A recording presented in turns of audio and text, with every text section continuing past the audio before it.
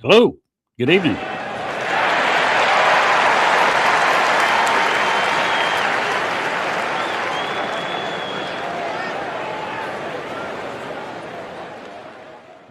Yes, indeedy. It is baseball season. I am currently watching the Dodgers and the Arizona Diamondbacks on NBC.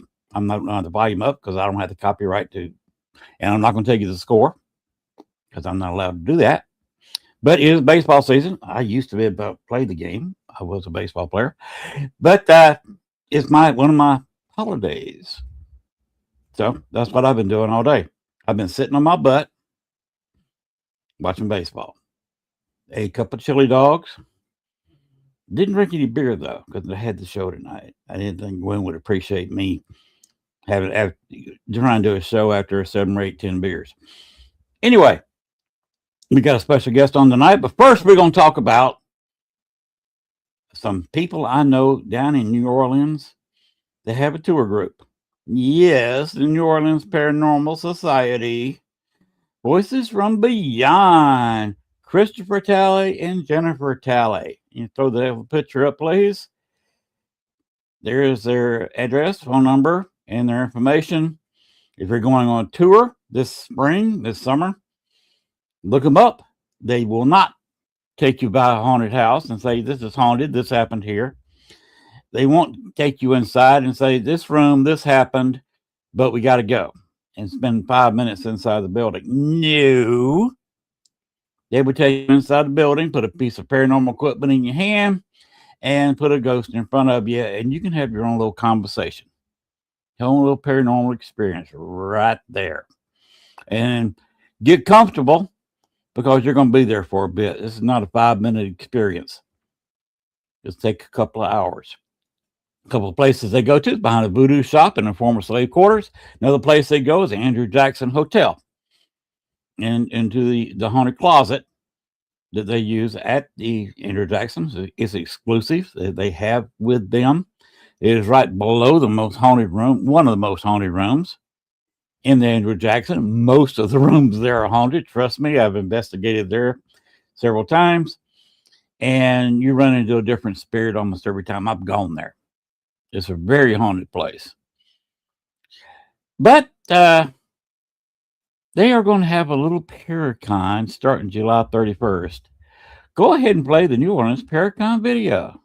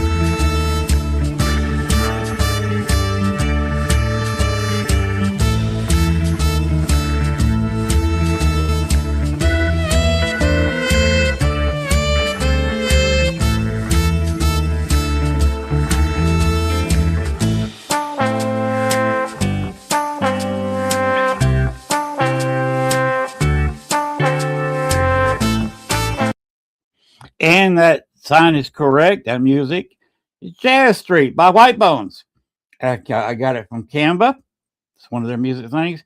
And it is approved for commercial use.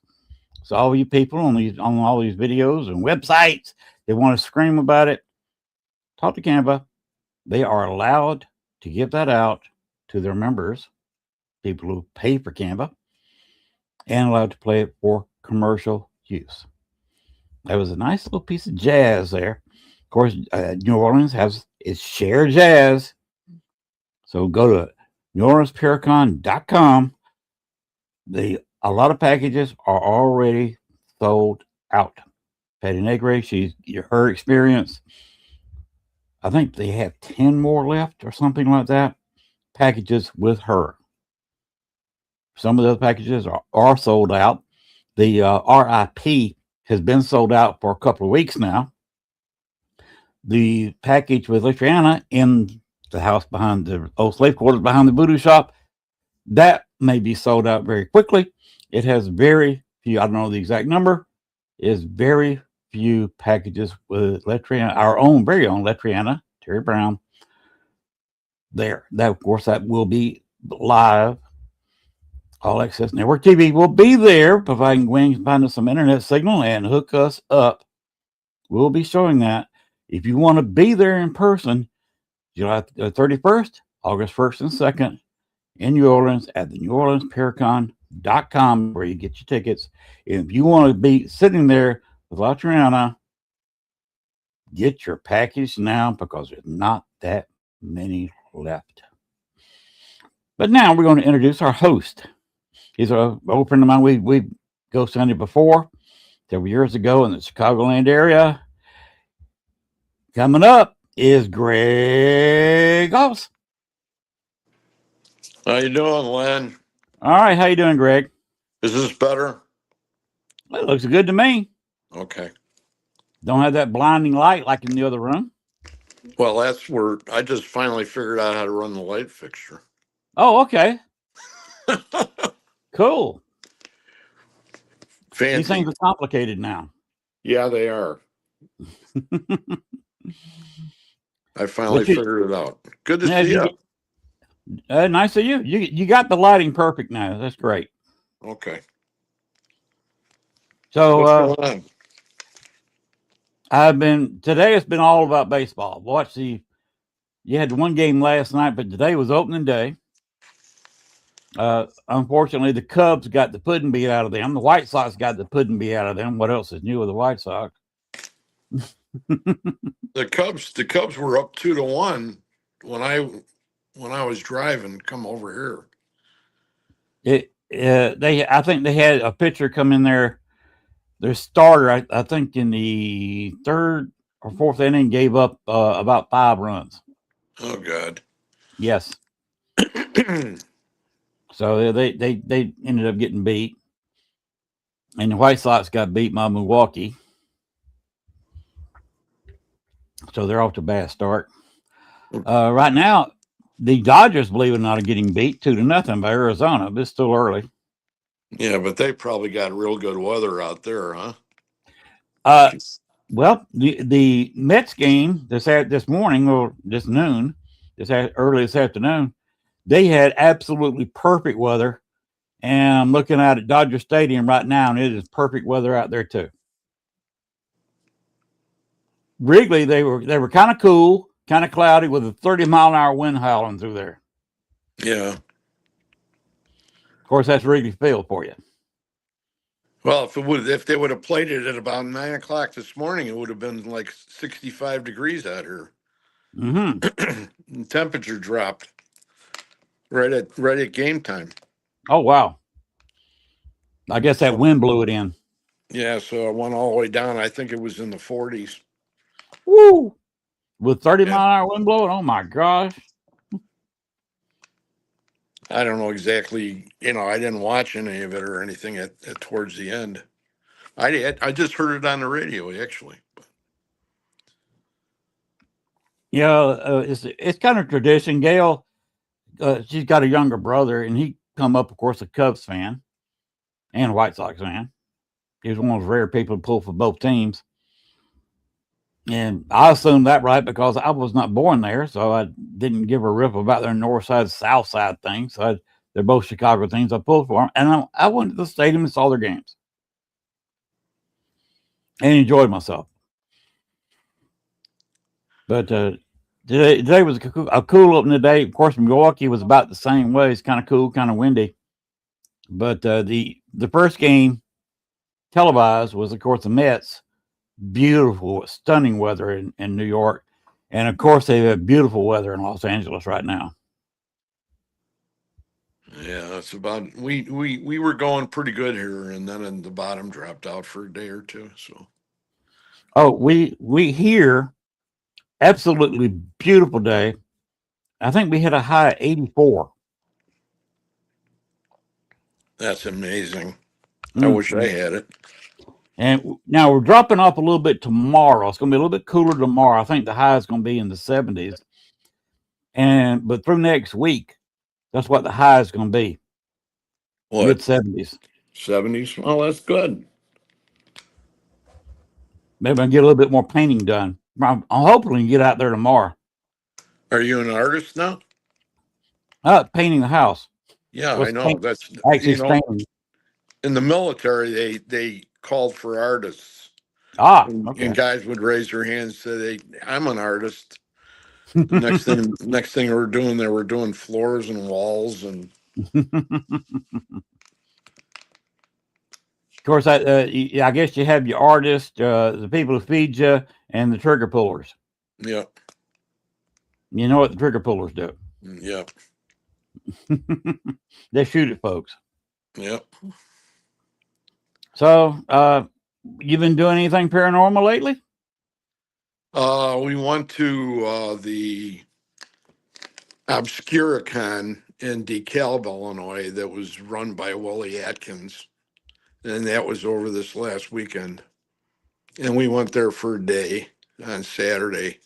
Had a lot of fun. Got to see a lot of friends, and that kind of thing. Larry Eisler was. I had him come on my Wednesday show last night. I asked him if he would join us for some ITC, and he came on last night. And we had a real good show.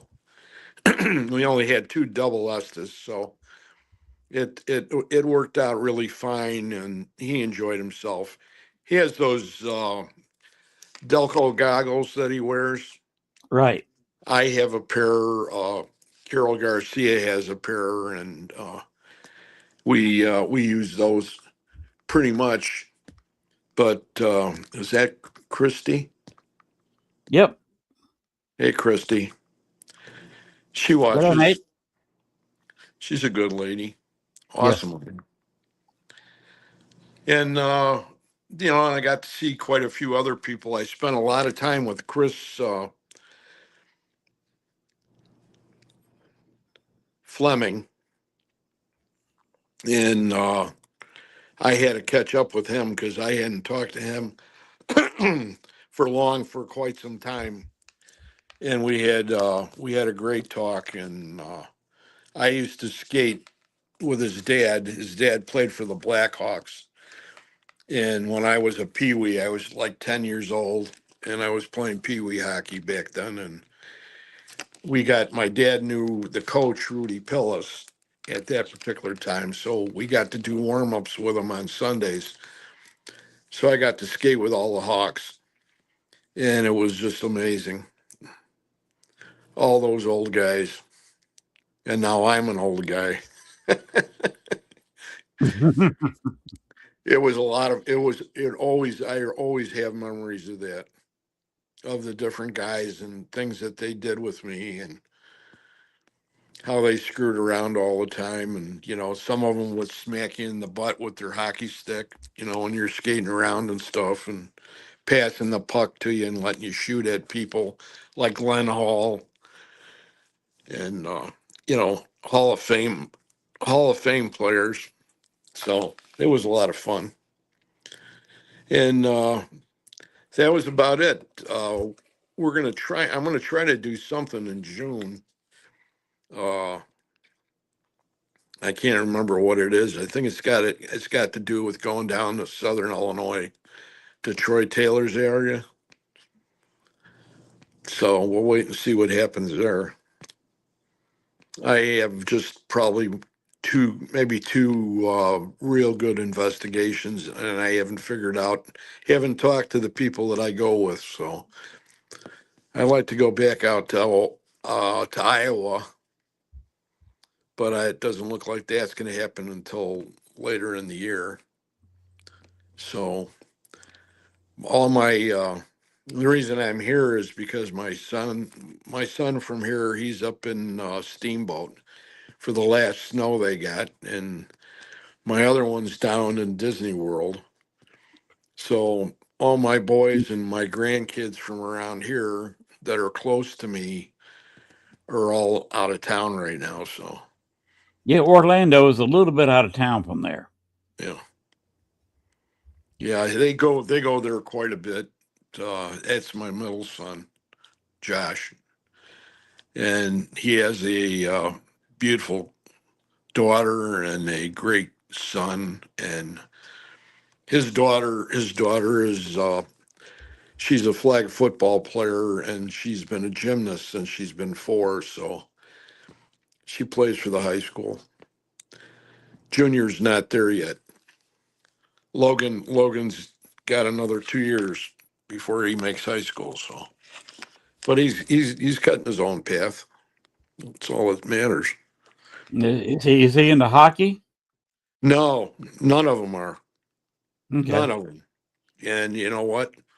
It's probably the best thing happening because I got beat. I got the heck beat out of me a lot. I uh, I was in the hospital. I took a puck to the temple because when we played, we didn't have helmets. They were just coming in with helmets, and I was playing ended up playing in the senior men division. By the time, and that time we did have helmets, but then if you got in a fight with somebody, all they do is they cover up like a turtle, and you kept on hitting them in the head, and you're just beating the hell out of your knuckles. So that wasn't any fun. And now I'm too old to skate. So I never ice skated, but of course down in Georgia, the most ice I ever saw was in an ice cream machine. oh boy, I'll tell you. Yep. But you know what?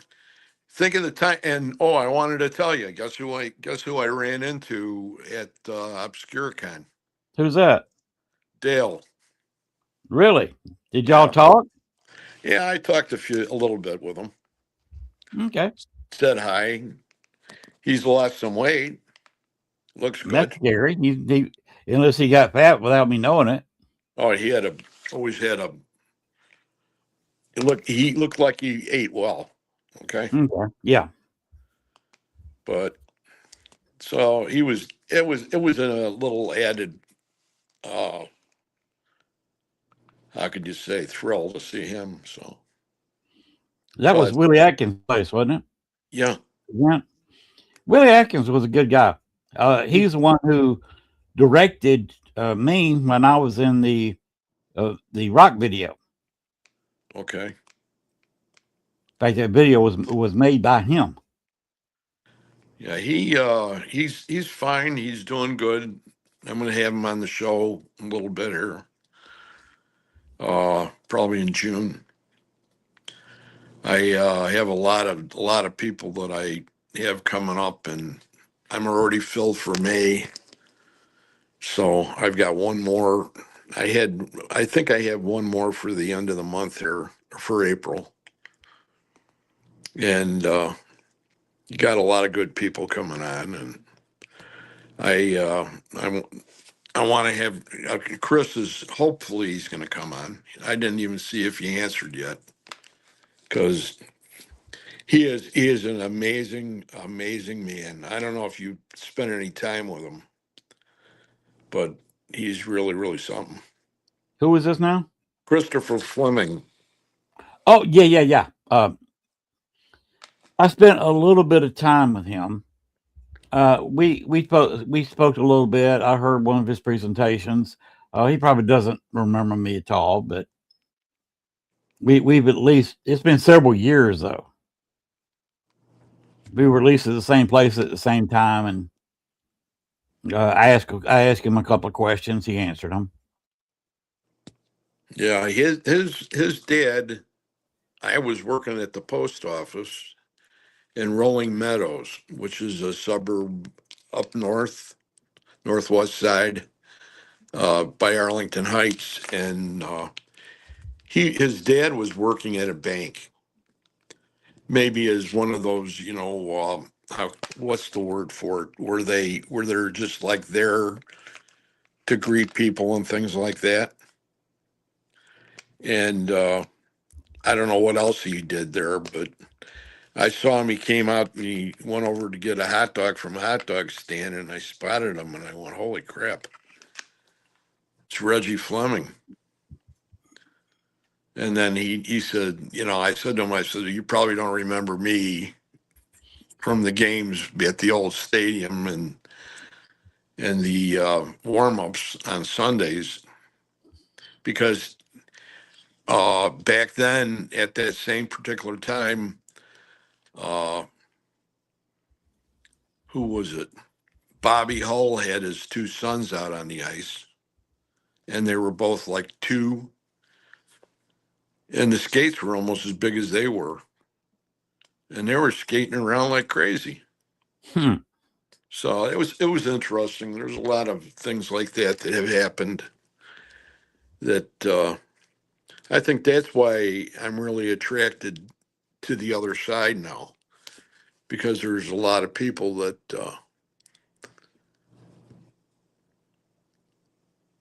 oh, I don't know. I don't know if I'm going to be able to look at your messages, Gwen. She said she sent me a message, but we've had a lot of fun. I know that, the shows that I have been really, really good, and I'm very grateful to Supernatural Inc. and the Staffords for giving me pretty much free reign on my shows, and they're always like, for instance, now that I'm not really at home right now. For me to go home and do a show, I can't do it at 9 o'clock. So this week my shows are at 7:30. So the one last night was at 7:30, and then one Friday night, which is Mariner Spirit, that one's going to be at 7:32, and I'll have Jenny Davis on that one.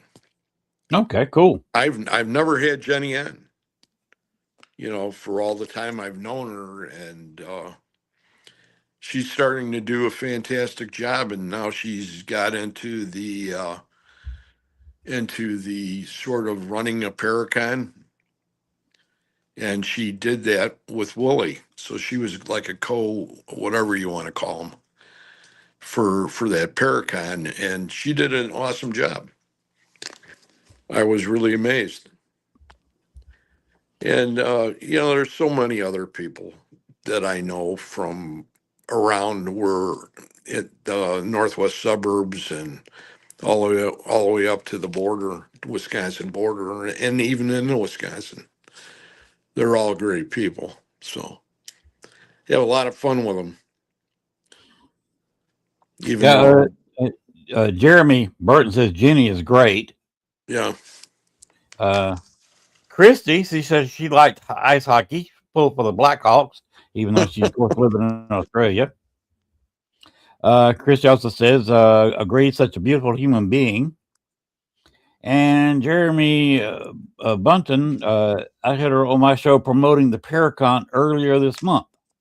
Oh, wow. Jeremy Cool. Brunton. So that was for which Paracon, though? Which Paracon was that, Jeremy?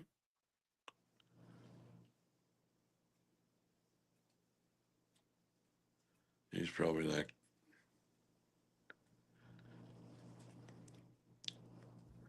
I've been trying to get out to Missouri and over by Kansas City just to get with the Staffords, since I work with them and that. And now that Kate, which one? Obscacon? Uh, OBSCACON? No, that was probably Obscuricon. Obscuricon. Okay. That was the one that I was at in DeKalb this last weekend.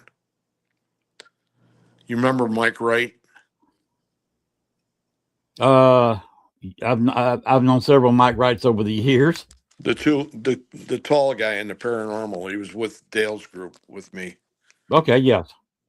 Yeah, him and I went there, and we met Kathy Pera and her sister Marge, and we had a good day. And Christian said Jeremy is phenomenal, one of my best mates on Facebook.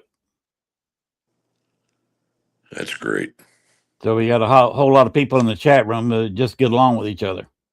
Yeah, well, that's the way it should be all the time, you know. Yeah, everybody's kind of getting to be internet friends, and I look forward to meeting as many as I can at the various cons. Even though this year I'm only going to one, and probably next year too, because as we were talking earlier off camera, I'm on a slow build up of the house. We're not borrowing money to build it. We're just doing it as we can, and we're just it's a slow build. It's not like I got a crew. It's not like I got a crew in here.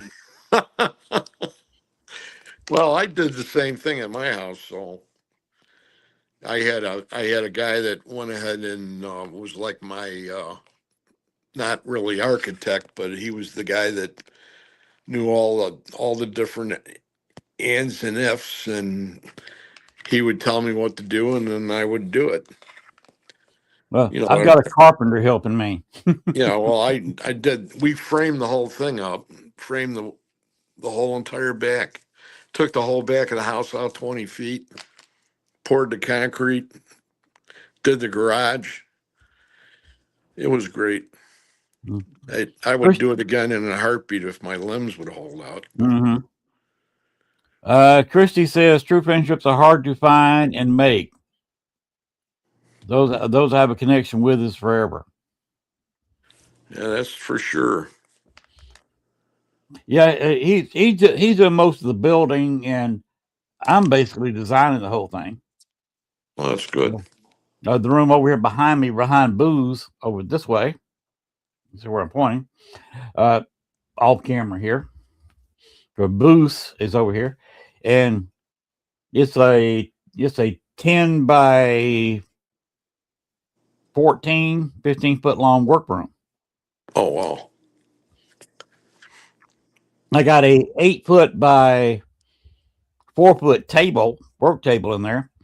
And then I put a 16 and a half inch workbench around the opposite wall and took at the end wall, went from the 16-inch shelf all the way to the table with more 16-inch shelving. Wow. It'd be crowded with two people, but there's only one of me. So I can just sit there and just we'll take a few steps, walk up and down, use a miter saw, use the vise, and that's on the table. And then anything I want to work on the shelves, I can either stand there or sit on a stool.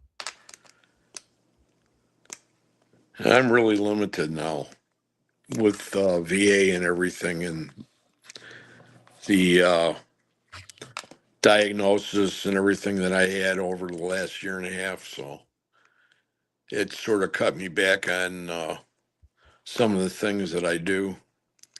But I'm going back out on the water. I'm taking my rig out and go chase muskies. Well, you notice in the banner I made for you, you had fishing theme on there. I saw that. That was nice. Thank you. Yeah, I thought it was appropriate, so you're most welcome. It's something that when I was a real little kid, I had a great uncle that not only took me into that, but that was about the same time that we were out in Gettysburg, and this the proverbial, you know what, hit the fan out there when we were there at the first stop, and that was the most exciting thing that's, you know, when I was young that ever happened. I still don't believe that we actually heard all these sounds and everything. It was just crazy. We were at I want to say we were at Reynolds Woods. From what I found out after the next two times I was out there, I was trying to piece it together because I was so young when it happened that I didn't understand that. And then when we went out there, it finally, the bell rang, and that was with Dale and everybody, and Chuck Williams. And Chuck's a real close friend of mine too. He's the documentarian. So, he's the one that's done all those documentaries, and I've had the very good fortune of going ahead and working with him on them and I actually have, no, Lenny, I actually have credits, or I have my name mentioned on the DVD Oh, wow. of the people that helped him. And his new one that's going to be coming out pretty soon is called Diana the Dunes. And that's the lady that was a businesswoman in downtown Chicago working in the corporate world, and she just ended up walking out, and she went over to Gary, Indiana, and ended up over she made a shack and lived at the Indiana Dunes. Aha. I think you probably heard of her before, I bet. And she ended up dying after about, I think she was out there a total of about 12 years. Oh, But wow. we went ahead and we did a big investigation out there about her, and we did about 3 of them. And we'd go ahead and we'd go in certain sections and do EVP work and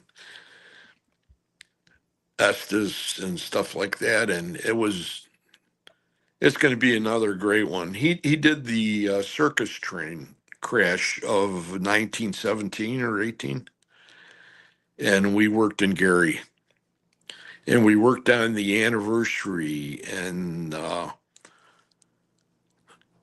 I want to say maybe it was, because this is 2026 now. It could have been 17 or Mm-hmm. 18 maybe. But anyway, that's what happened was one of the big circus trains was going out of Illinois and was going down into Indiana, and one of their big wheels on their cars, and all those trains back then were all constructed out of wood, Right. except for the wheels, and they had to pull off on a side rail in Gary because one of their wheels was gold. It was bright. It was burning up, reddish gold or whatever it is. Mm-hmm. So they pull it off the Almost, side. almost white hot. Yeah. So it there was like there were 3 cars that were left on the main line. So the conductors and everything else had gone down the line in case somebody would come along so they could stop them. Well, there was a troop train that was coming south, and it was totally unloaded. The only thing that was there was the engineer, and he had fallen asleep, Mm-hmm. and he plowed right into the back end of that train, and everything went on fire. And they had all the circus performers, they had the animals and everything in the last 4 cars of this train, and then they had all the equipment for the tents and everything in front of it. But they lost a whole bunch of people, and it's a very sad story for carnival people, because there's people that were buried that really didn't have a name. Mm. They knew them as Smiley or whatever, whatever their nickname was, or the character name that they used at the circus. So those are all buried at it's called Showman's Rest, and it's across the road from Brookfield Zoo. There's a cemetery over there. And Brookfield Zoo, you know where Brookfield Zoo was, right? Oh, yeah. And so they buried a whole bunch of people there. There was something to do with somebody went ahead and donated all the space for them, and I want to say that they even buried some elephants there. I've always heard that they did. Okay. But and we were across the street from there, and we were trying to figure out. There was a rumor that you could hear certain sounds from the animals. You could hear. I want to say it was either lions or elephants, one of the two. You could hear them, in the middle of the night, and we went ahead and we did a whole bunch of EVP work and that in one of those. It was a forest preserve rust area right on the outside of Brookfield Zoo, across the street from the cemetery. So it was pretty neat. We were there all night, and that was one of the last parts of what we did. We actually did were the on the anniversary. It was the anniversary of the train crash, and we were on the tracks, and we had a tent set up off the tracks. Sorry about that. He's making noise up there. Uh, Kaiser is it. We went ahead and we did a lot of EVP work on the tracks, and then right at the time of the anniversary, what happened was they had a train come through, and he was dinging his bell, going real super slow right at the time that the crash occurred, which was Ooh. like three something in the morning, I think, 2:30, 3 o'clock. So we all got to see that, and we're in a monsoon too at the same time, so it was all crazy. The next day they did a big presentation for the city of Gary from the Circus Association and things like that, and we were all part of that, and it's been amazing. Uh, the first one he did, of course, was Bachelor's Grove, and he did that one, and that was I can't even think of the name right now. It's getting by me, but he did one on the Madonna of Bachelor's Grove, Amelia. and that was one of the sisters that took the picture. Judy She, Huff. Judy, and both of the girls still work with Dale, so that's pretty cool. Yes. And we had a whole big thing where we had Bachelor's Grove all to ourselves, and it was the second time that Cook County went ahead and gave a permit out for being over there in the cemetery after dark. And the first time was Ghost Adventures. So I don't even remember them being filmed out there or anything like that. I don't remember that show, but we were out there and we had three groups. We had Chuck had a girl dressed up as the Madonna, and she would go back and sit on that stone, and just to try to go ahead and trigger things. And we went ahead and we had three groups, and we had three absolute regular TV cameramen that would follow us around on our investigation. And we did the first one, which was a pre investigation. So we had maps. So every tombstone that we hit, if anything happened, that would be recorded. So then they took all three groups and they took all three of those maps, Dale did and Chuck did, and they put them together, and they took the hottest spots. And that's what we filmed for the video. So it was really a great night. I learned a lot. The only thing that I had saw was on the big one was the Slender Man in the corner of the fence line down there.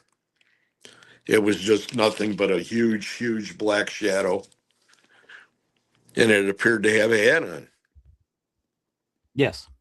And it was like, holy crap.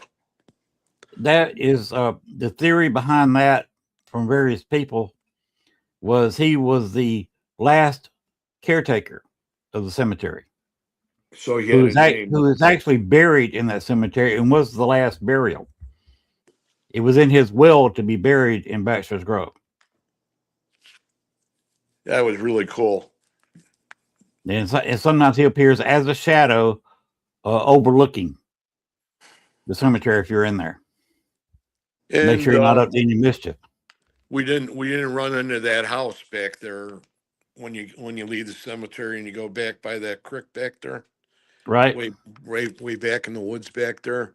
There's a house that appears. Right.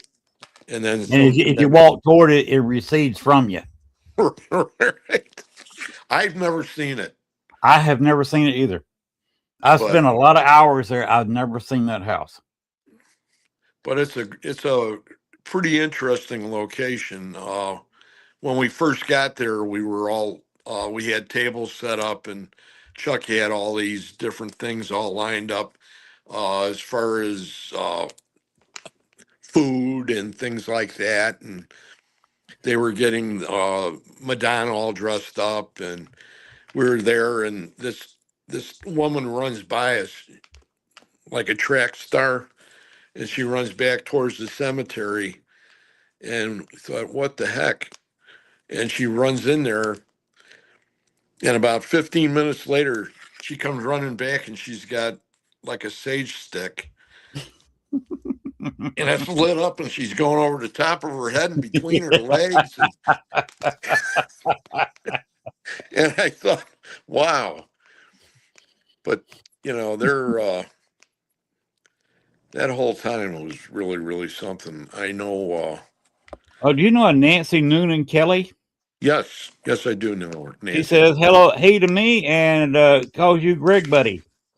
Yeah, she's from up in Minnesota there, She's a good girl. She's a great lady. She's been around for a long time. Oh, Gwen, are you still around? You're putting the names up there. See if Gwen could do me a favor.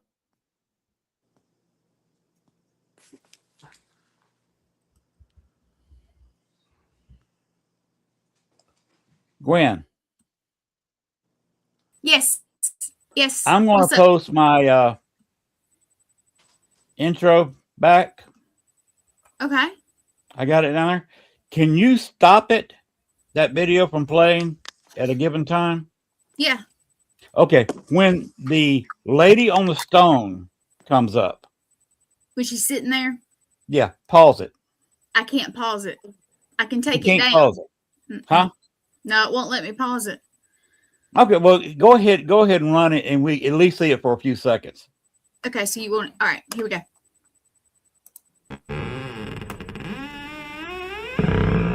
I don't know who came up with this creepy door. God, you got to grease your hinges there, buddy. Yeah.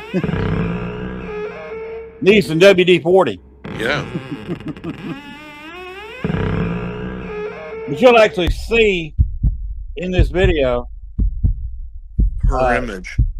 Yes. Right next to Amelia Humphreys. There she is there. Right there. That's her. That's her. And there's Amelia's picture here.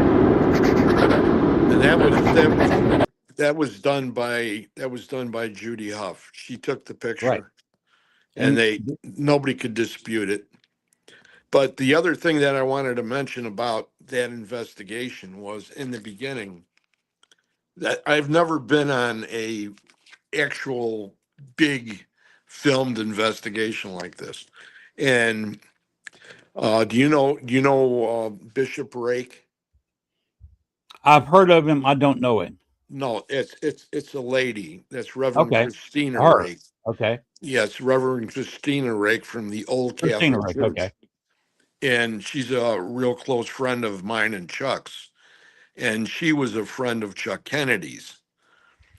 And we used to go out and see both of them quite a bit. And I used to go to Chuck because of the psychic mediumship end of it, and a lot of things to do with your gifts and things that happened to you. And he was the great man. He ran the group of psychics that did all the human trafficking.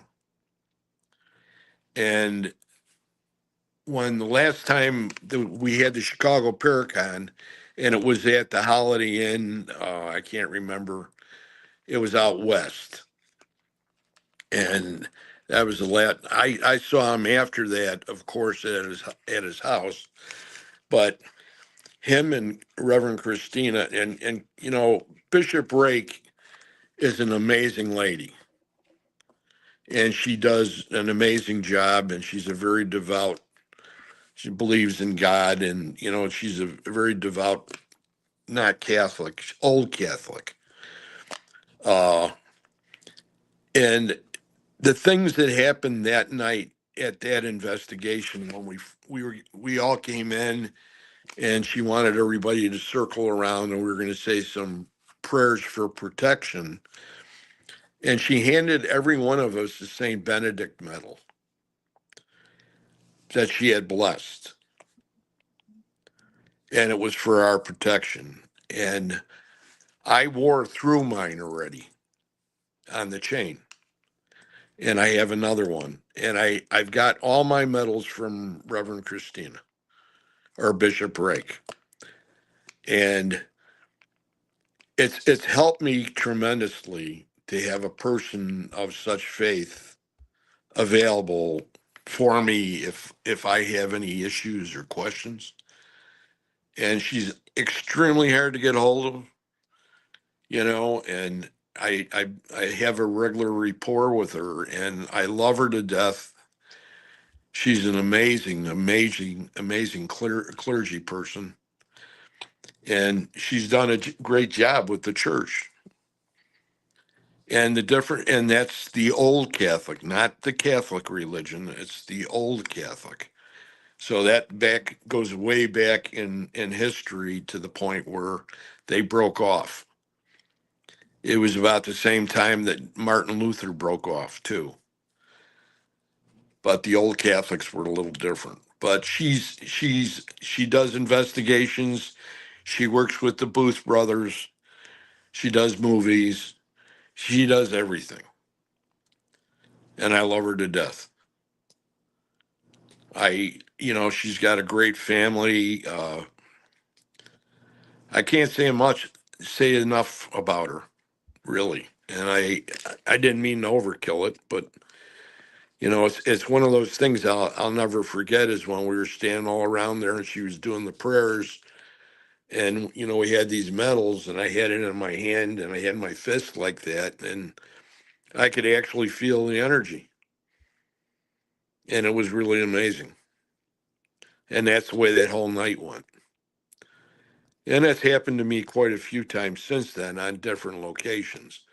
Poasttown Elementary, Mansfield, uh, the Rose Hotel is one of my favorites. I think we've been there now about 5 times.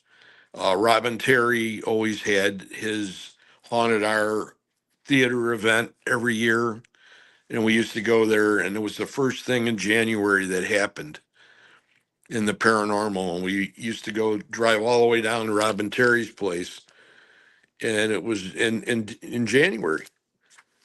And the same thing with his place. It had its own vibe. Oh, Jeremy says he loves Poasttown Elementary. Yeah, Poasttown was. I had a little kid that grabbed me by my 2 last fingers and walked down the hallway with me, and it was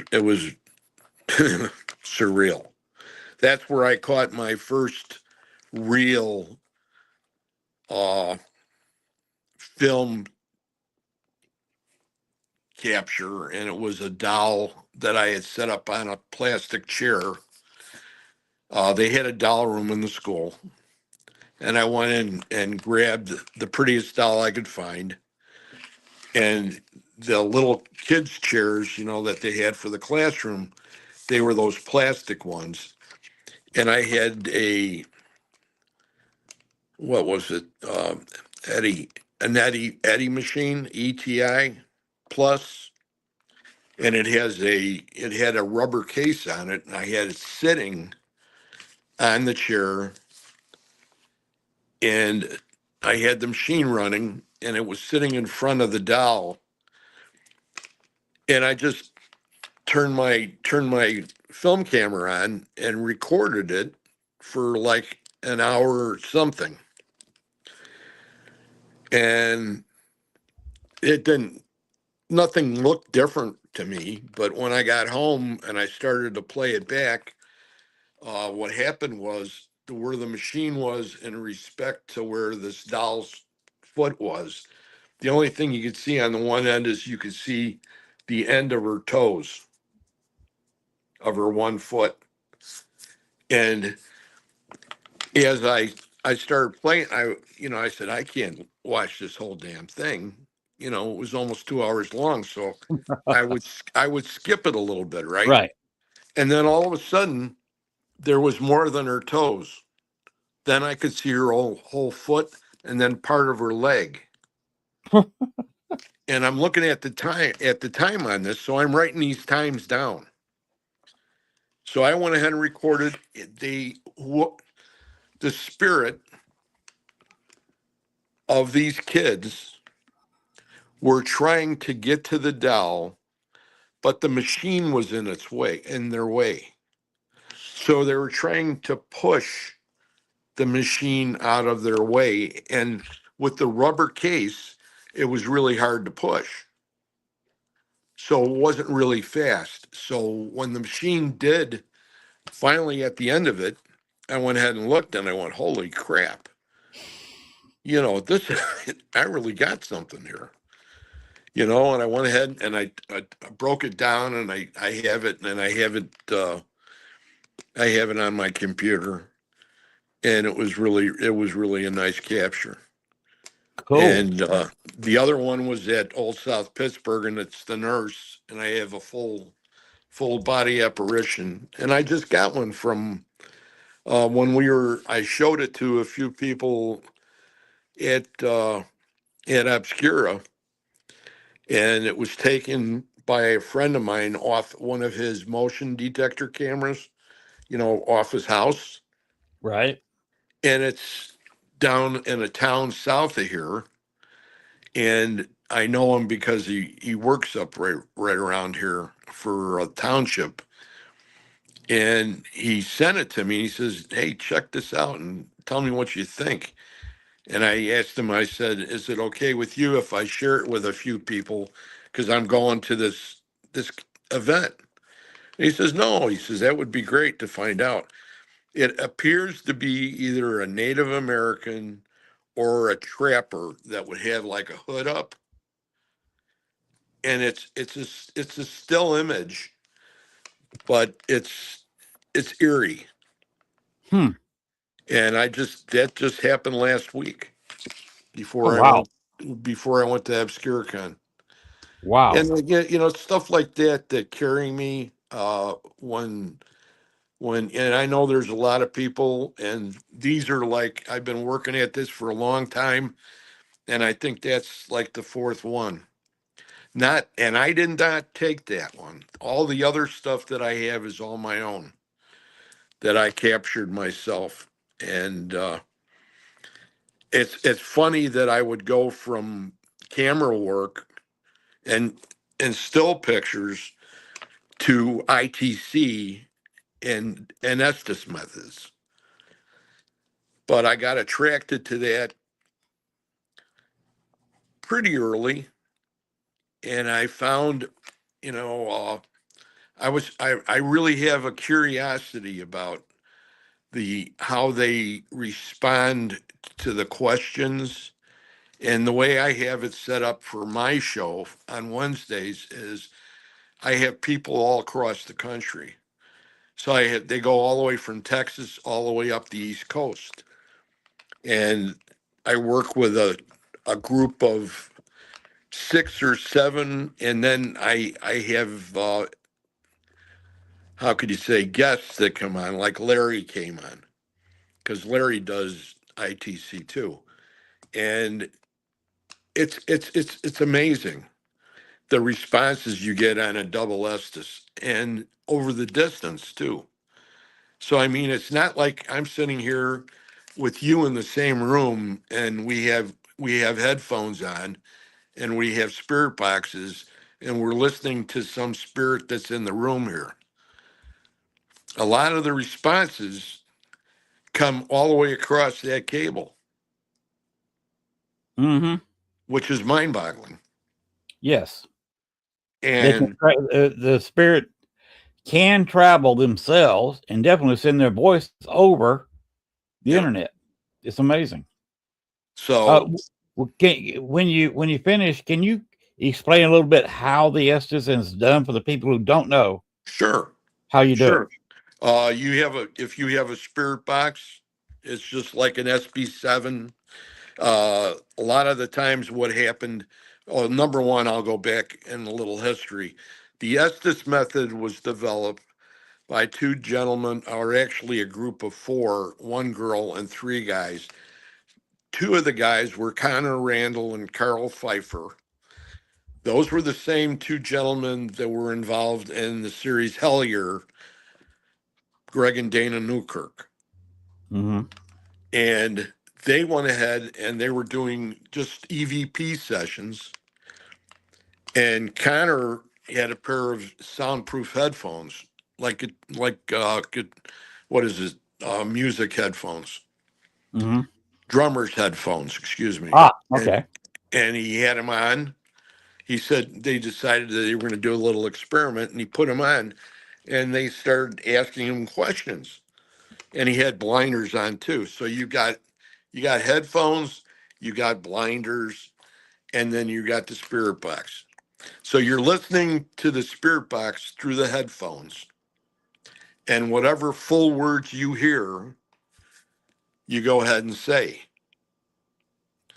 And we started out with they did this, and then it came to the point where they did that series, and I had already looked back at this because it looked to me like something that really needed to be addressed in the community. And I know there's a lot of people that you'll see them do it at an investigation where there's a whole group of people and they'll have 2 people up on the stage and they'll do it.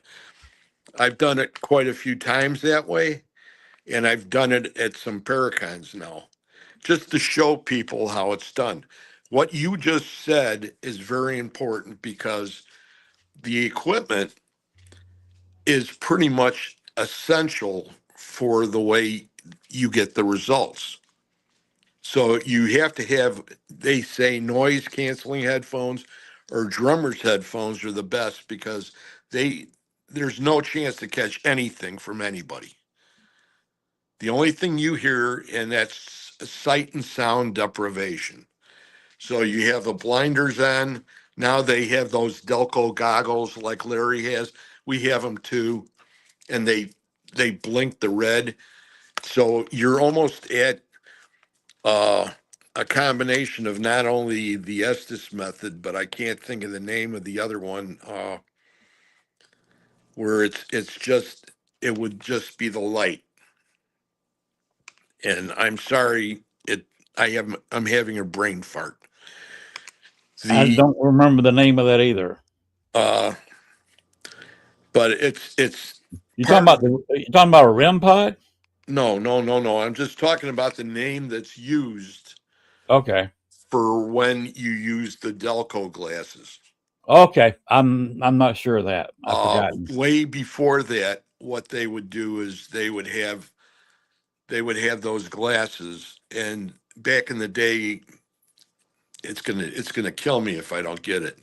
But they used to use a pair of blinders, and what they would do is they would cut out the center of them, and they would put half of a ping pong ball there that they had used a red marker on.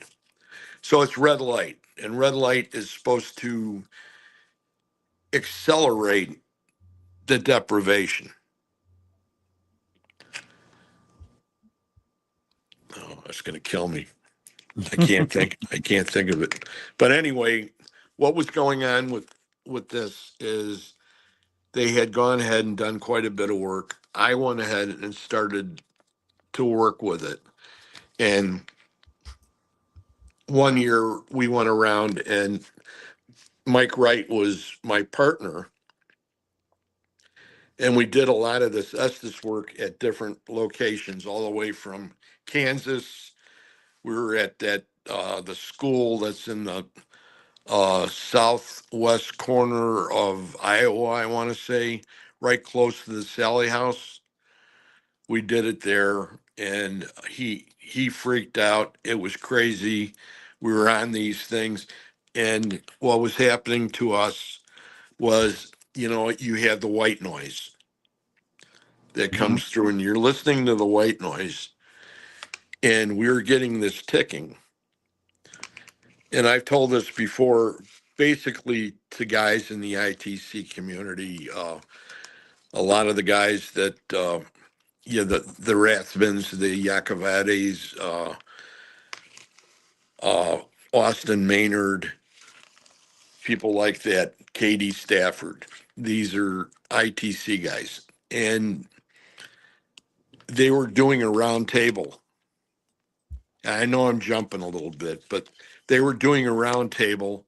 And in this round table, I went ahead and posted this question. And I says, this is what's happening to us, that we're picking up above the white noise besides when we hear words, but it's a ticking. And at first I thought maybe it was Morse code, but it wasn't Morse code. So I put this post in there and explained what was happening and asked them what they thought. Is this some sort of alien type communication? And two of them started to laugh, and they looked at each other and they said, isn't that what Frank Sumption was all about? Now, you know who Frank Sumption is, right? I've heard the name. He's the one that he made the Frank's box.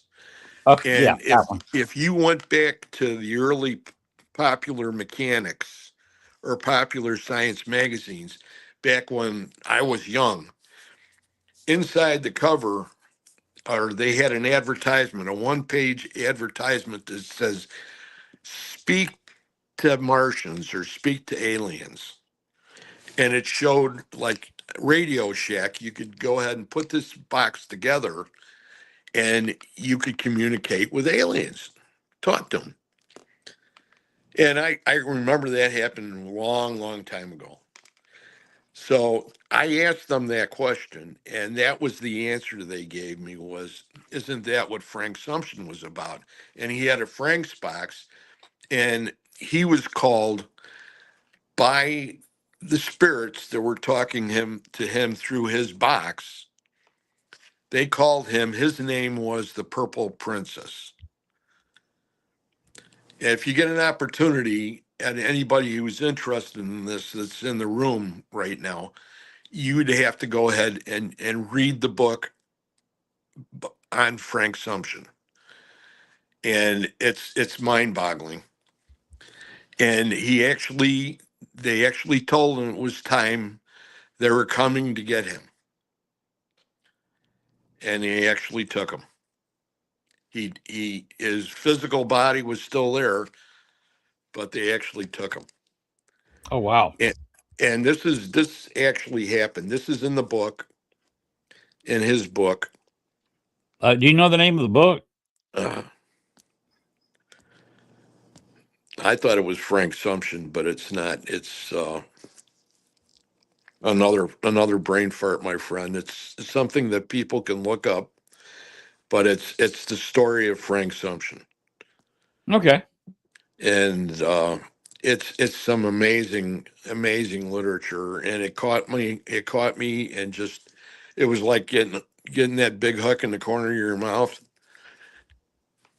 and getting set on. You ain't going anywhere else. It just reels you in. And just reeled me right in. And that's where my EVPs, basically just basic EVP work, my a lot of my camera work had to sit and wait, because I had found a way, I thought at the time, because I had already gone into my spirituality. So I was working on my mediumship with Scotty Rourke, and he's my mentor. And I was trying to come up with a way, and I had my guides. I had 3 guides, and I was trying to find a way to communicate with them. And this all, like, the big light went off, okay? And I was so excited.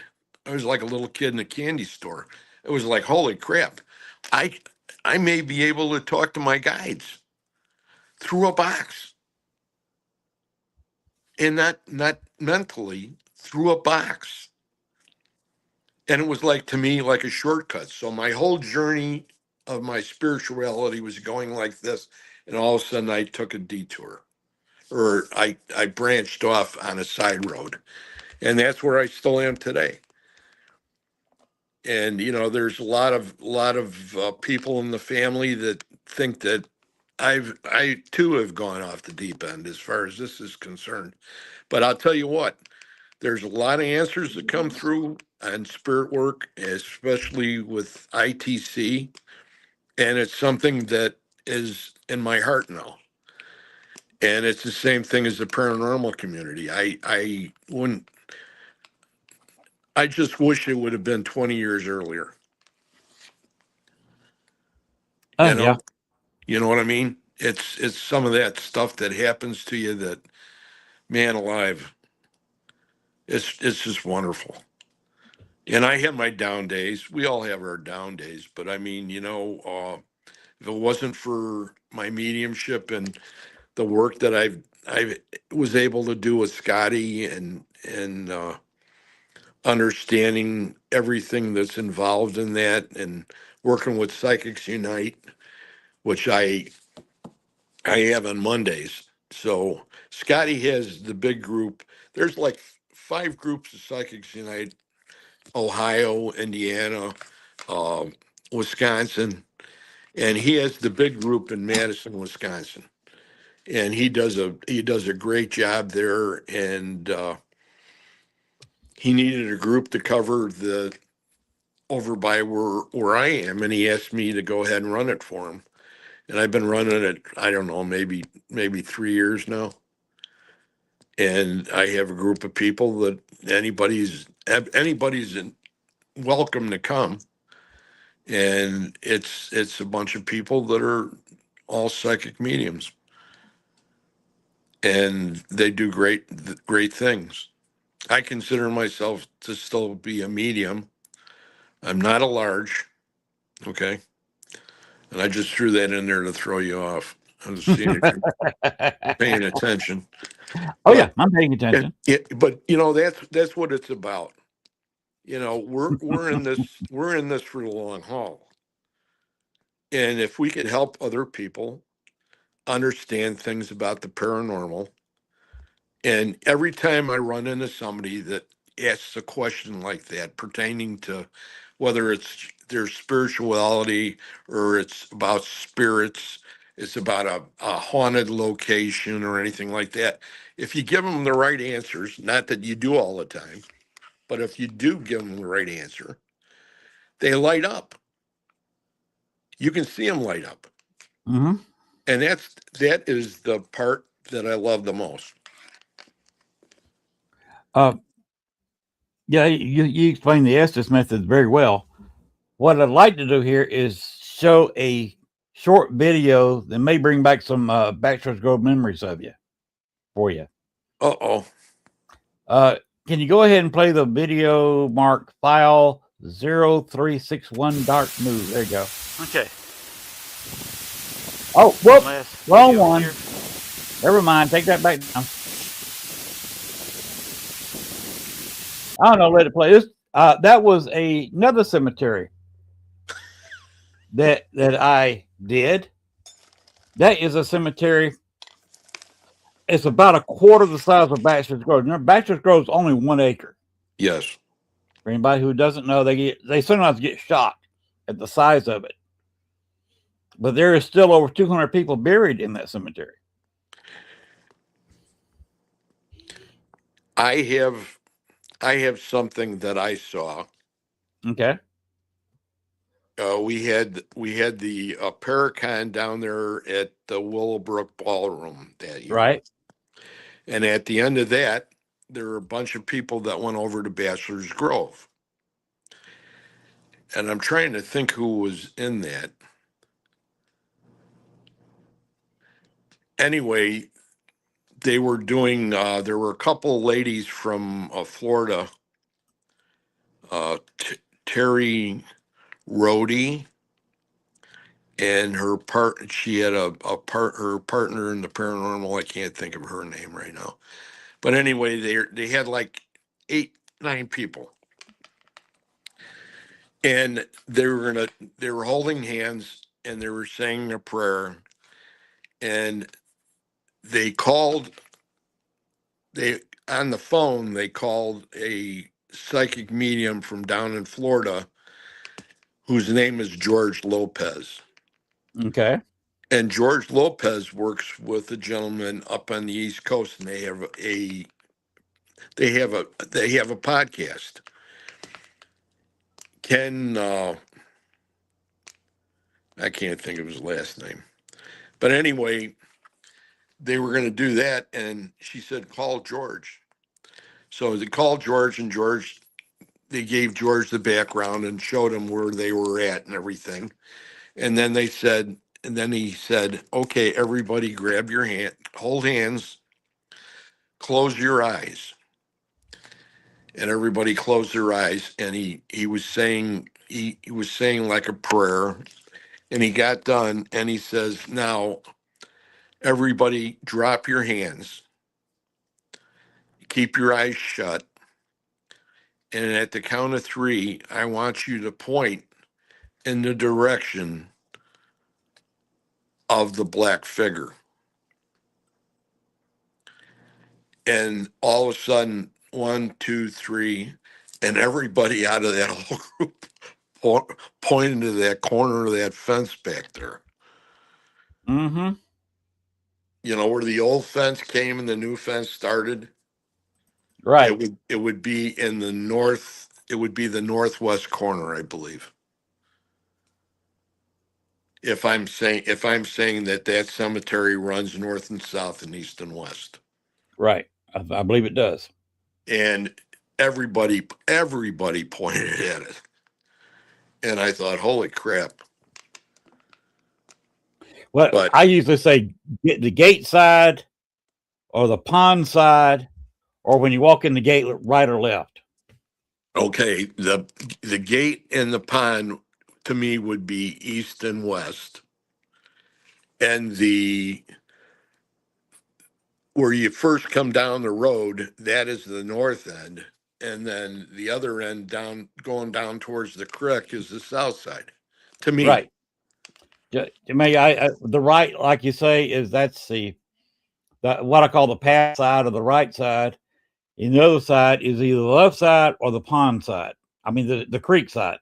Have you ever heard any of the stories about the pond? Oh yeah. The farmer and the horse being drawn in there.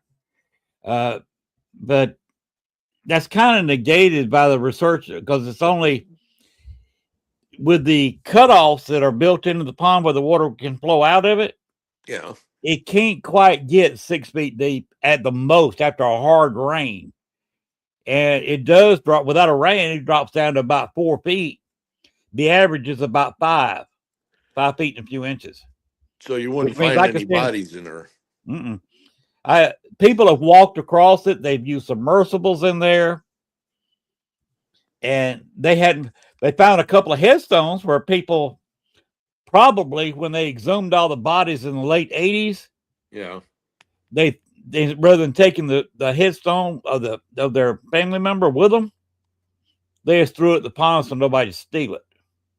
How many bodies are left there now?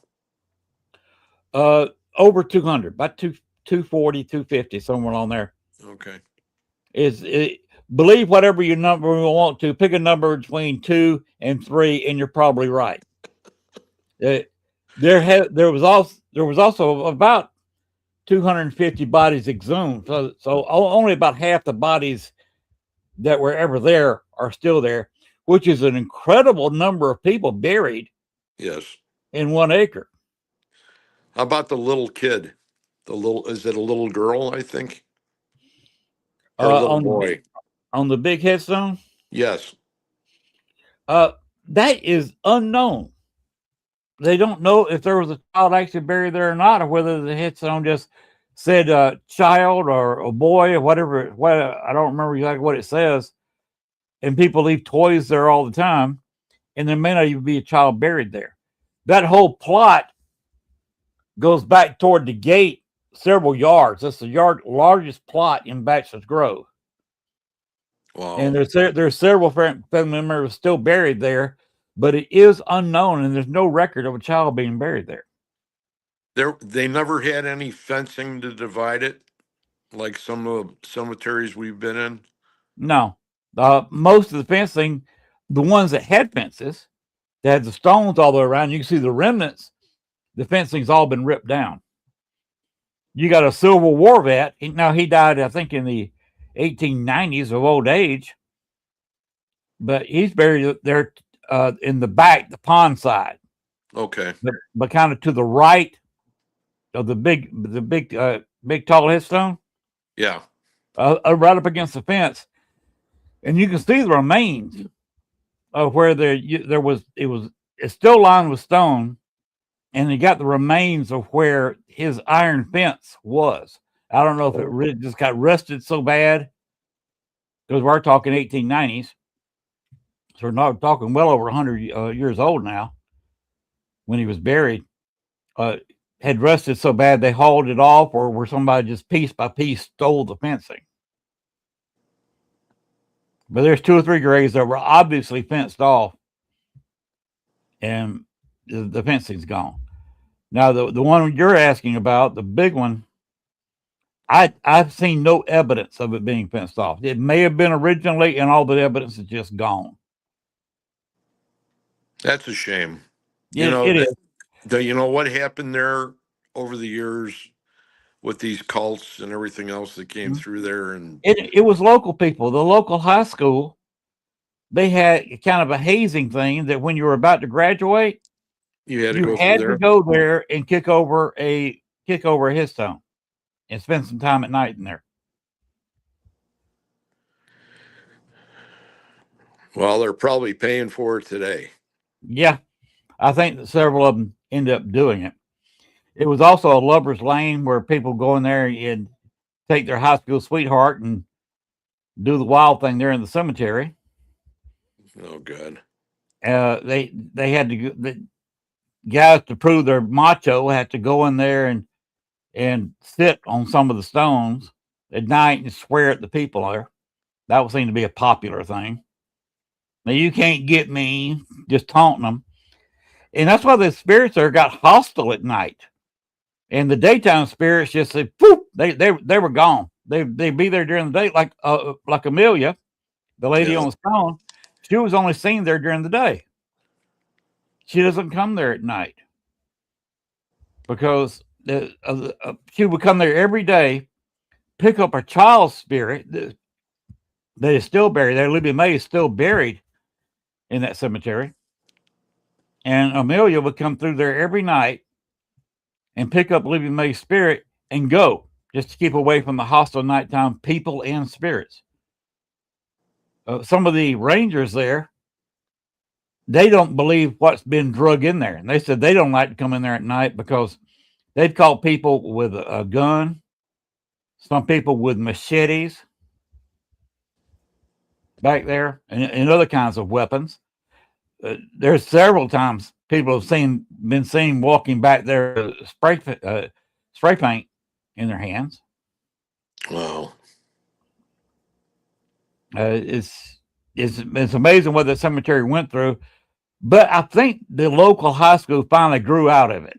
You know, the XYZ generation, they kind of slowed down going down there, and about 10 years ago, I think they kind of faded away, kicking over the stones. Plus, the Forest Preserve cops were keeping a better eye on it and not letting them park across the street, giving them tickets, and not letting the locals walk in there. Unbelievable. Yeah, it went through a lot. Yeah. And by the way, you're talking about Dale. Dale, after I left Chicago area, did confirm. He said he contacted the spirit that was on the stone. Oh, really? Mary Patrick Humphrey, and the spirit did confirm that they are one and the same. Okay. That it was Amelia Patrick Humphrey, and I was not there. I was already moved down here when he did that. He just told me that he did get it confirmed by Ghostbox. Yeah, I believe he uses an SP7 or SP11. Depending on what he's got in his hand. And he did get that confirmed. I worked with him. The last time I worked with him was an event that was called Hunt the Town, and it was in Antioch, Illinois. And it was a whole bunch of people from all over the place. And we had the whole downtown section of the town, all the different shops. Oh, wow. And there was like 500 people there. Oh, wow.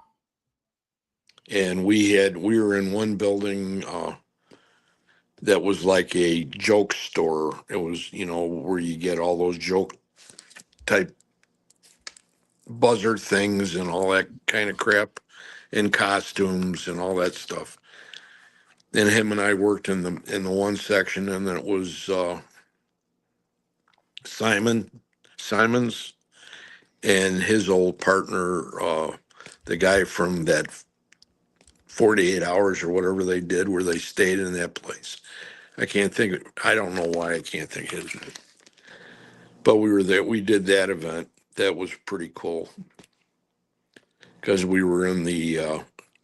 Anytime you get an opportunity legally to go into a lodge or an Odd Fellows Club or anything like that, that's always very, very interesting as far as the paranormal is concerned.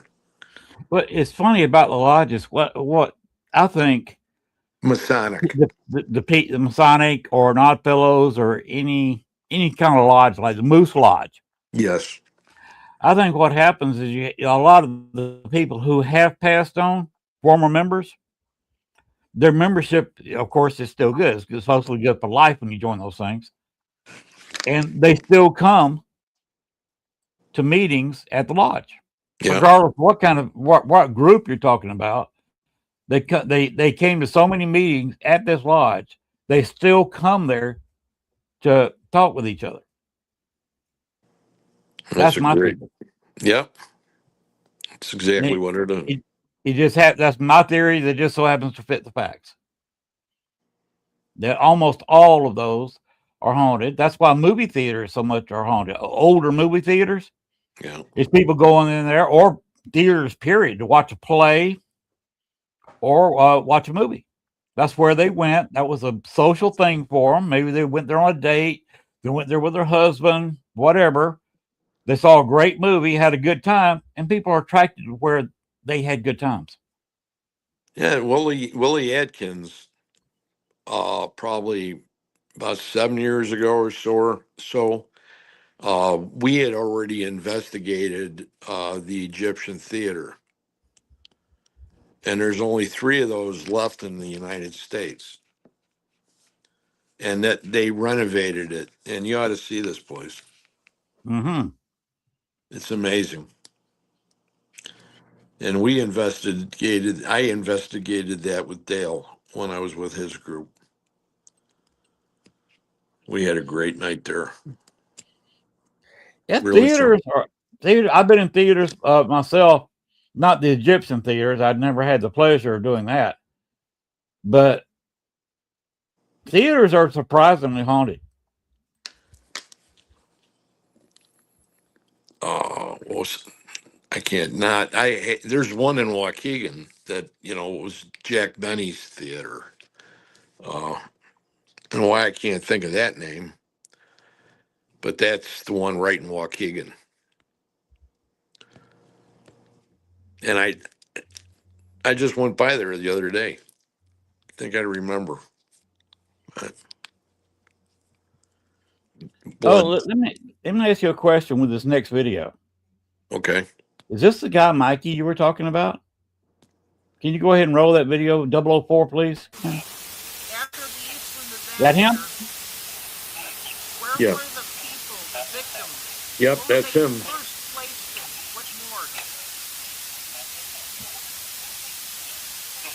This was at the Bohemian Cemetery at the 100th anniversary of the sinking of the Eastland. Who else is there? That's Carl there in the foreground. Okay. You remember Carl? Yep. And that's Dale back there? Dale wasn't there this time. Oh, really? Yeah. I just looked this one up because it does show Mikey. He was asking questions. Yeah. I just saw him at Christmas. He just got a response. I think it's Rosario. Okay. What's his last name? See, that he actually got an answer Blows you away every time, don't it? to his question. Thank you so much. And go ahead and take that down, Gwen. He actually asked 2 or 3 questions right there and got answers to each one of them, and you saw his reaction. Just, darn. And Carl said, it just blows you away when you get an answer to your question that's pertinent to the question and immediately after the question. Right. And that's, if we crank the volume up on that when you see the video, put some headphones on, and you can actually hear his question and hear the answer he got. And Mikey was just amazed at that. He actually asked the spirits who the captain of the Titanic was. They answered with first and last name. Oh, wow. He asked them what year the Titanic sank. They named the year. Of course, the reason the Titanic sinking caused the Eastland sinking, because they had all the new regulations on boats. They had to have enough boats to carry all people on board ships at that time. And the Eastland, the way it was built, you couldn't put the boats on lower decks. So they've added another deck to the Eastland and put the boats high up. And those boats are heavy. They were wood. They weighed a ton, several tons actually, and they were way up high. And the Eastland was built right at regulations, bare minimum regulations as far as width goes. It should have been at least 3 or 4 feet wider than it was built. So it was a narrow ship to start with, and with the boats on top, and you put way overloaded people in it, boom, flipped right over. They're in 12 feet of water in the Chicago River. You know why they flipped? You heard the story, right? Huh? Everybody ran to the one side because they were going to take a picture. Right. And that with the boats making it rocky like this, the crowd weight just flipped it right. It tilted a few times, it rocked a few times, then finally tilted over. They were trying to go uphill to correct it, and with everybody falling backwards, over she rolled. God. And it killed almost the exact same number of people died at the Eastland as died of the Titanic. But there was a difference. Most of the people who died of the Titanic were crew. They did get most of the passengers off. With the Eastland, it was the opposite. It just had a few crew there. So the far majority of the people that died were passengers from Western Electric. That's who had rented the boat for the day. They were going across the lake to a park for a picnic. Yeah. It And was that that video Westinghouse or what? what was the name of the company? Western Electric. Western Electric. They're the ones that rented the boat. Actually rented 3 ships. The Eastland was the largest.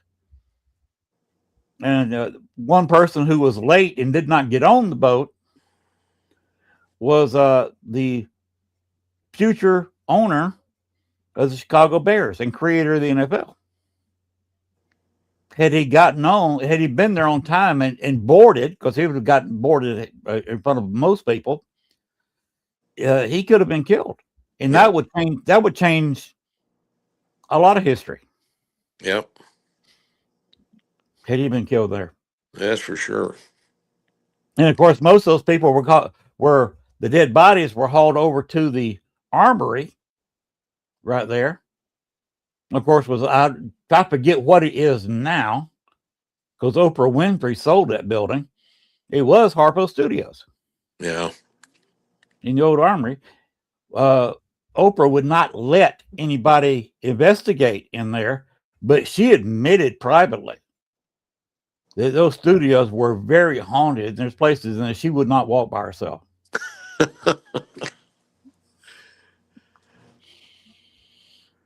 And we got some amazing evidence. You just saw a little bit of it. Couldn't really hear it because it's hard through StreamYard to really jack up the volume.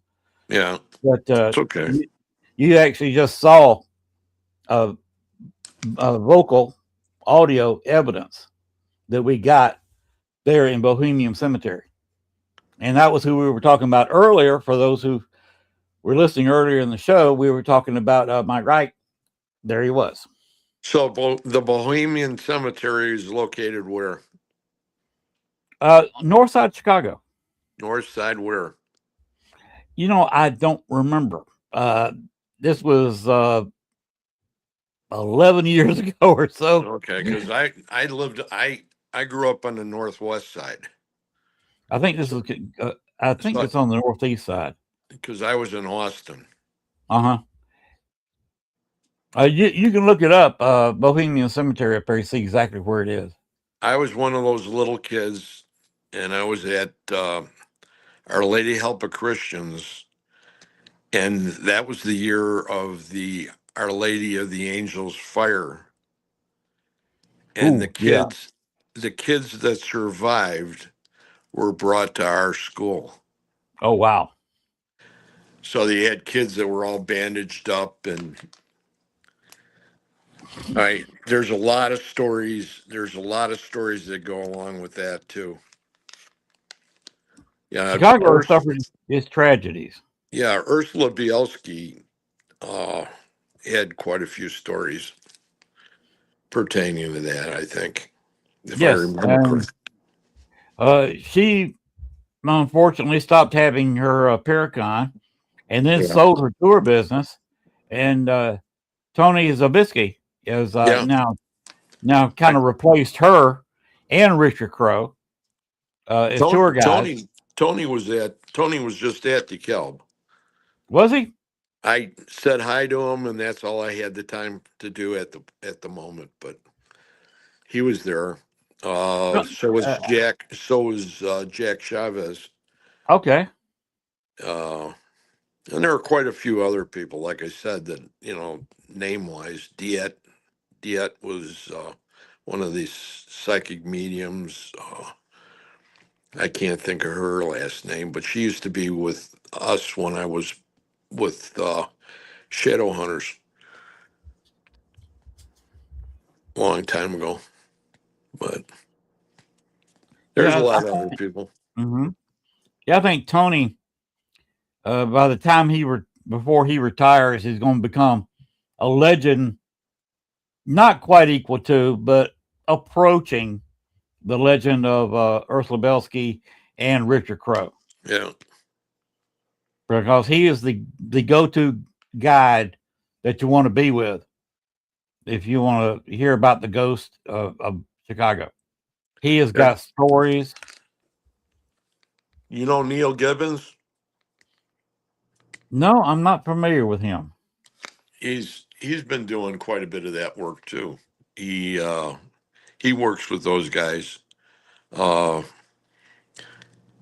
He has, I can't think of his paranormal group right now, but he's going to be coming on. I'm going to have him on. He does a lot of ITC work too.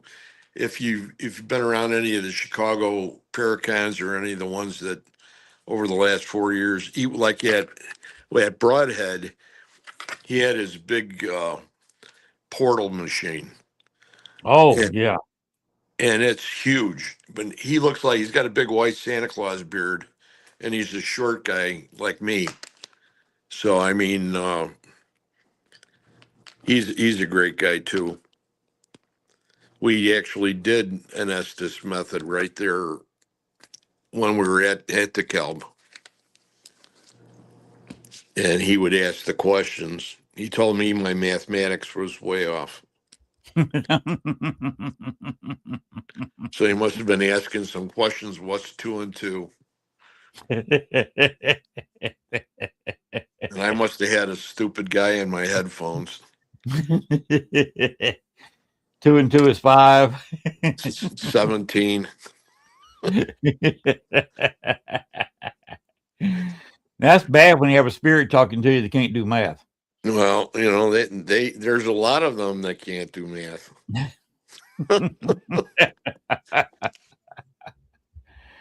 Well, when we're passed away, we'll both probably have issues with math too. Yeah, afraid so, but that's okay. I forgot more than I can remember, Yeah. but that's I took okay. college algebra and I don't remember a damn thing. No, I did all that trig and everything. And then it's like, what did I do with it? I never could figure out why they teach algebra in high schools, unless you're in a specialty. Unless you're going to be an engineer or graph drawing where you absolutely need mathematical application. I don't know what good it does. And I guess they just went ahead and gave you whatever you were good at it, you know? Yeah. That's crazy. Yeah. Well, have you seen where Generation Z can't read cursive? I thought, I heard that. My kids, my grandkids, it's the same thing. It's like, what is going on? Of course, I can't write at all anyway because the tremors are so bad that. Right. I've got arthritis big time in this right finger. Yeah. And when I'm working on the house, we're not putting together the nails. We're building with screws. Oh, so you're driving them. So yeah, I got an electric drill with a bit in it. But you use both. If it's the longest screw, it's a hex head. The regular screws up to about 2.5. We use a standard Phillips. But I can only pull that trigger, and because you got to put some pressure to drive the screw in, and Right. it's murder on my hands. And then I've been staining everything out here. So I got swollen fingers, swollen up wrist. Yeah. And it's a mess. Because I have Parkinson's, and I got that from Agent Orange. So I've been taking a boxing class. and it's good as far as the your movements, your balance, that kind of thing. And it's been a lot of fun, except I twisted my knee last week, Ooh. and man alive, I never had an injury like this in football or hockey, where it was, but horrible. I've not haven't been doing any boxing. What I've been doing is a little bit of Tai Chi. And then I'll throw a little bit of Taekwondo movement in it. I have a female instructor, a lovely lady she's all involved in the high school, and she knows my grandkids, and she's like the one that got Rocky Balboa. Okay. Just drive you like a dog. We're going to go ahead and we're going to throw these punching combinations, and we got these big bags.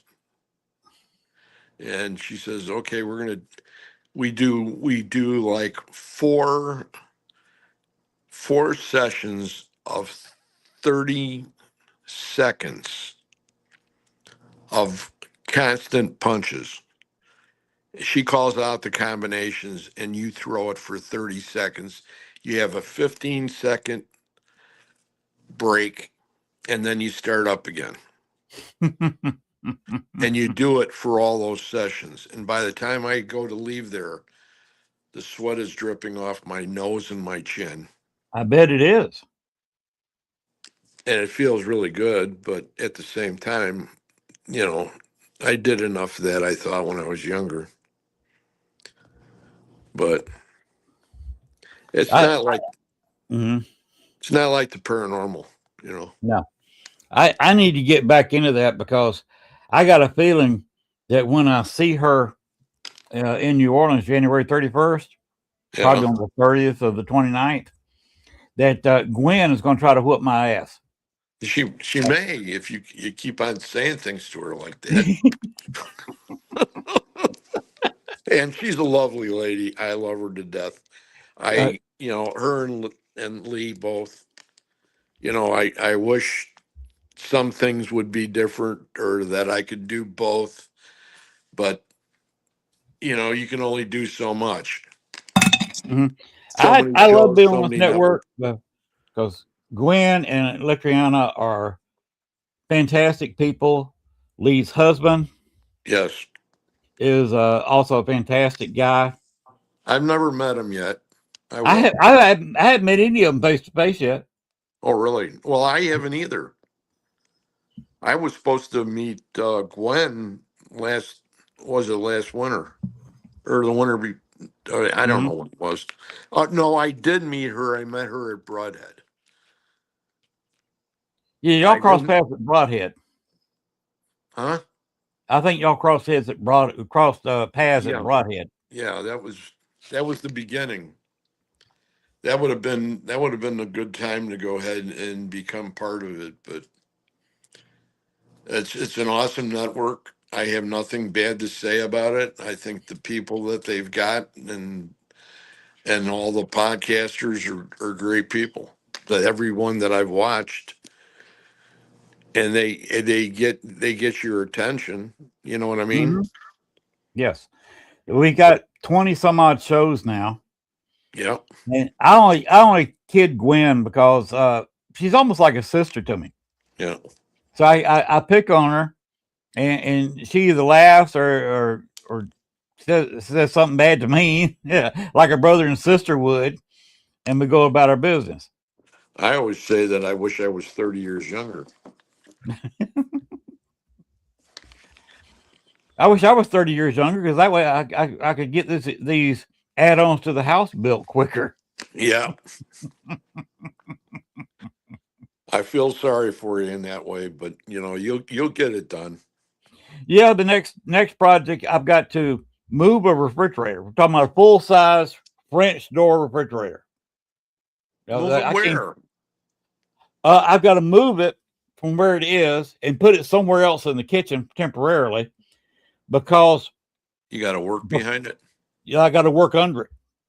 The floor is sinking, and I don't know what it is causing it, but I've got to move the refrigerator. I got to move our big table, dining table that's sitting there.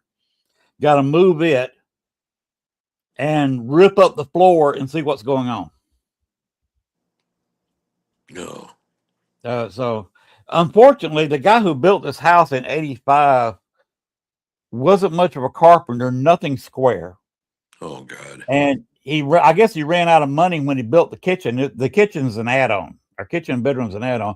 He put proper 3/4 inch flooring in what is our bedroom. He built a 24 by 24 addition on the house and just put a wall down the center of it. One we use as a bedroom. And yeah, we do have a 12-foot by 18-foot bedroom, a 19-foot, and then we have a 12 by 5 walk-in closet. But the kitchen is 12 feet by 24 feet. And I guess he ran out of money. Would you believe that he put 3 8-inch plywood for the floor in the kitchen? What? Yes.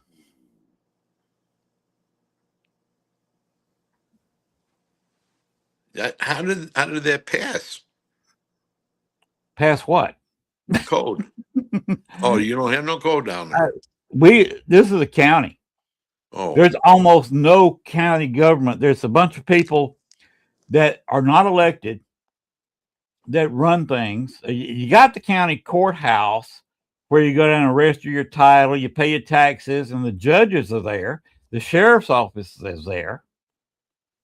That's where you pay for the garbage fee. But that's about it. They really don't have a house inspector. you can't go ahead and get a couple young guys and buy them a case of beer or something and get them to move that refrigerator for you? I've thought about that. I have a young guy in mind. He's working a lot right now. You got to have two of them. He had two kids of his own. His wife, he's living with a woman now they had 3 kids. So you know what it is with 5 children in the room. Yeah. And plus he's paying for a car. So basically I say, okay, there's not a case of beer, but I'll give you $25-$30. You'll come over here for 30-40 minutes. Yeah. And help me move this. Me and the guy who's helping me add on to the house, between the 3 of us, we should be able to move that refrigerator, even though it's uphill. It's on wheels, so it will roll. But the trouble is, it's already sunk. The floor is already sunk, and we got to roll it uphill, which is going to be the issue. Oh man, I feel sorry for you. Yeah, and we got to pull all that up, and then we're going to have a big hole in the kitchen floor for a couple of days. Oh God! We can't buy anything in advance because we don't know what's wrong. If you got a hole there, you better go ahead and be on guard duty with a 12 gauge. Oh yeah, I got a nice 12 gauge pump. Yeah, in case something tries to go ahead and crawl up through there. Yeah, we might have that issue. Might sit there with also my pistol with some rat shot in case it's a snake. Hey, you hate to shoot a 5-foot long snake or even a 3-foot long snake with a shotgun. Yeah, well, if you have to, you do. Yeah. God. But a snake when I'm within 10 or 15 feet of it, I can hit him in the head with a pistol. It's a different life down there, I guess. Yes, it is. Hey, I don't have a permit for the add-ons. Oh man. They check your property once every few years. What, for and taxes? Just after we bought this place, they had a guy come by. He come up with a question mark on his face. He said, "Where's the trailer?" I said, "What trailer?" The people who built the house, they rented a trailer out across the property. across the front of the property, and we're renting that out. And he was wondering where the trailer was. I said, I guess when they had the property foreclosed on, they took the trailer with them. I don't know. I didn't know anything about a trailer. You're the first one that's ever asked me about it. Because this house was in foreclosure for 2 years. So what's happened, he got a loan on the 24 by 24 section. And you know how loan companies are. Yeah. You got to have insurance.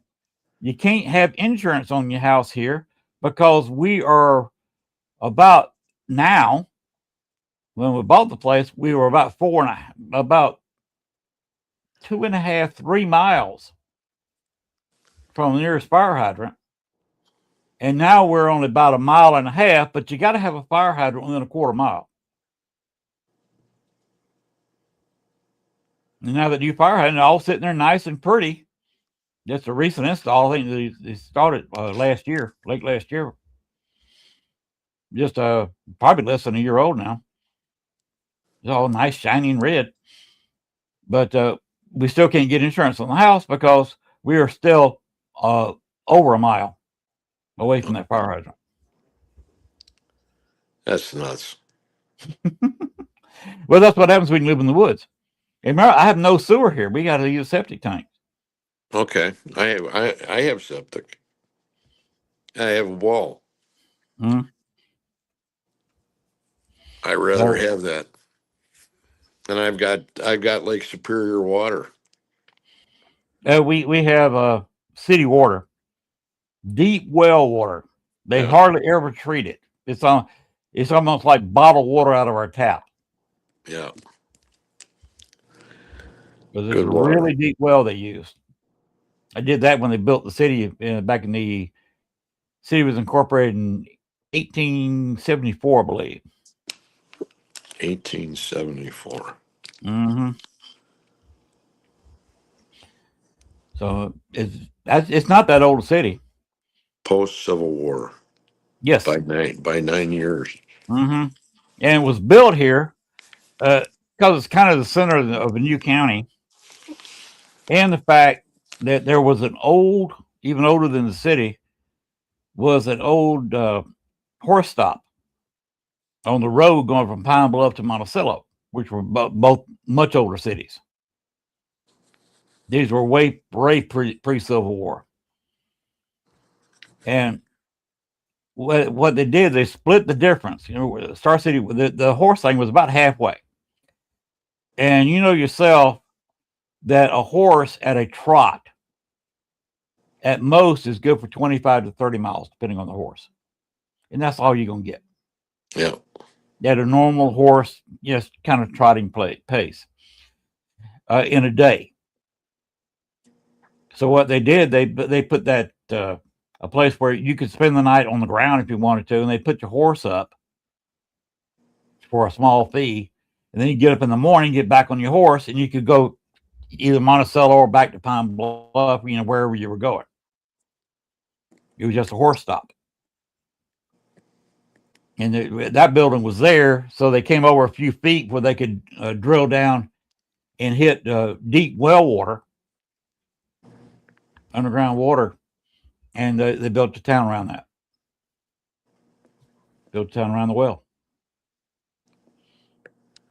But the Star City is located almost exactly halfway between Monticello and Pine Bluff, Arkansas. Holy crap. And there was a raging Civil War battle here. They left their headquarters, which is the MacArthur Military Museum in Little Rock. It's where the Union set up their capital. The Confederacy set up the capital of Arkansas in Camden, which is almost directly to the west of here. And they sent people down trying to do the whole state, drive the Confederacy completely out of the state of Arkansas. And they basically had a running battle trying to get the capital, Camden. And the Confederacy countered by attacking their supply lines, of course. Why fight a superior force? You can attack their supply lines and knock their supply lines out. Also, the Union Army was raiding the homes in southern Arkansas and running people out of their homes and stripping the houses of anything valuable. And then the Confederates had countered equal cruelty by taking everything, all the supplies, and either using them or burning them, what they couldn't carry, and the fact that the Union Army was partially made out of freed blacks from the North. Yeah. And the Confederacy policy was they don't take black Union Army folks prisoner. They would if they surrendered, they put them off to the side where nobody could see, and they just execute them. Dispatch them. That happened. There was several attacks. The Union armies caught up against a creek, and they had to use, if you remember, you did some time in the military, the Bailey Bridge. That's the British claim it, but it comes from India. And the Union Army actually was when they sent their armies to the South, they actually carried some of the early versions of the Bailey Bridge with them. Oh, wow. So the Union Army, they had to throw an early version of the Bailey Bridge, which a lot of people know from the World War II, Right. I think Market Garden. Yep. Because they had to build a Bailey Bridge to continue that attack after the Germans destroyed the bridge, but right in front of U.S. soldiers.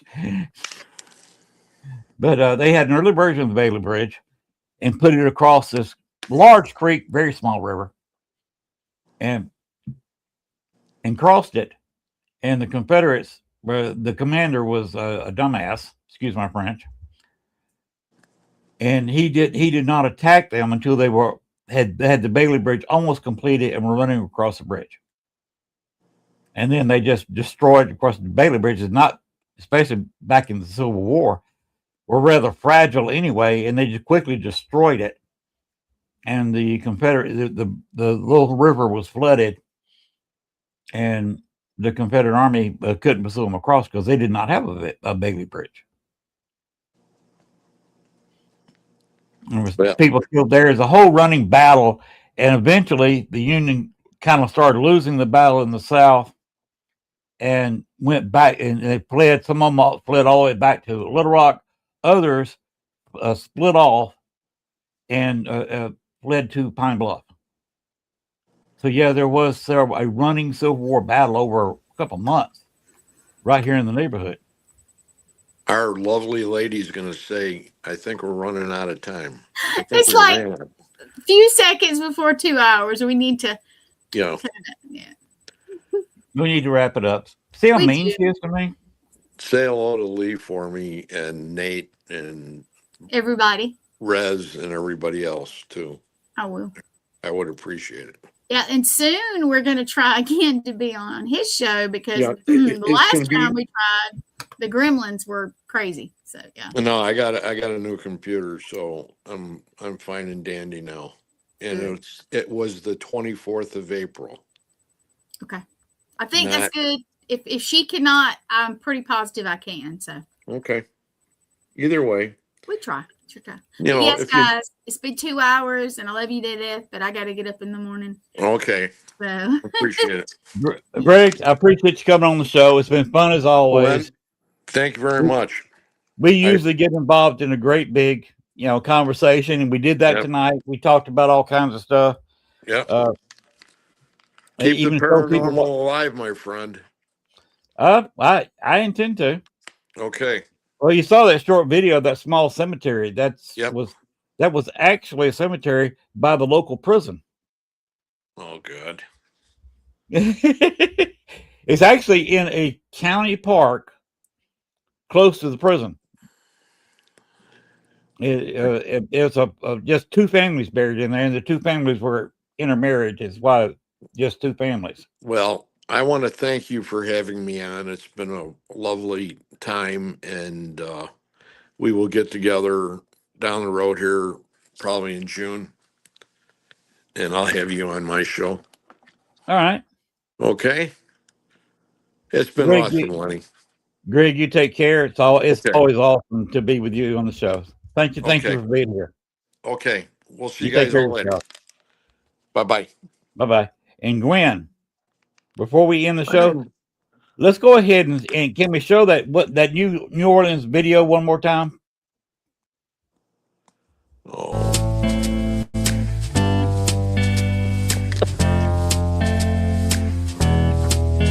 This is Dad.